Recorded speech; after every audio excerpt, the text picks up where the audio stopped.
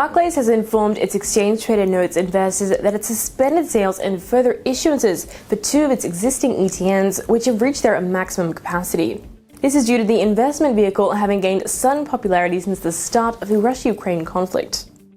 The two affected ETNs of Barclays are iPath Pure Beta Crude Oil ETN, which is linked to crude oil prices, and iPath Series B S&P 500 VIX Short-Term Futures ETN, which tracks the market volatility. The combined assets of these two ETNs is valued at around $1 billion. Barclays has stated that it doesn't have sufficient capacity for further sales from inventory, although it might reopen the scheme when additional capacity can be adjusted. The FTSE 100 listed bank also stated that the decision to halt sales is not linked to the ongoing conflict between Russia and Ukraine. However, a significant surge in volume of these two ETNs indicates that investors took bets through these instruments to benefit from the volatile movement in the global stock markets and crude oil space.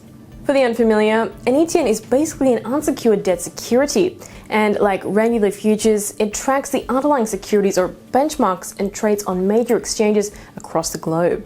Banks issue these ETNs with a promise to pay holders a return linked to the underlying asset. Investors can buy and sell ETNs from stock exchanges just like stocks. Although ETNs have bond characteristics, they do not pay periodic interest.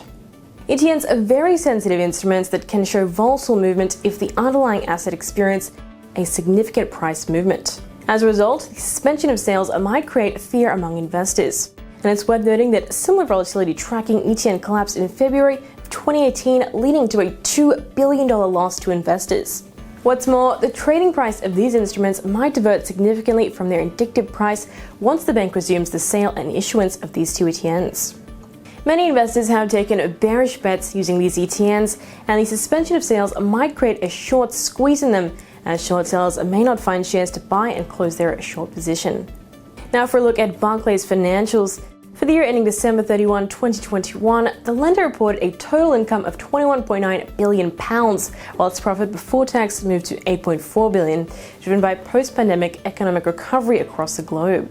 Then in 2022, the stock performance has been subdued, adversely impacted by global stock market sell-offs due to the Russia-Ukraine conflict.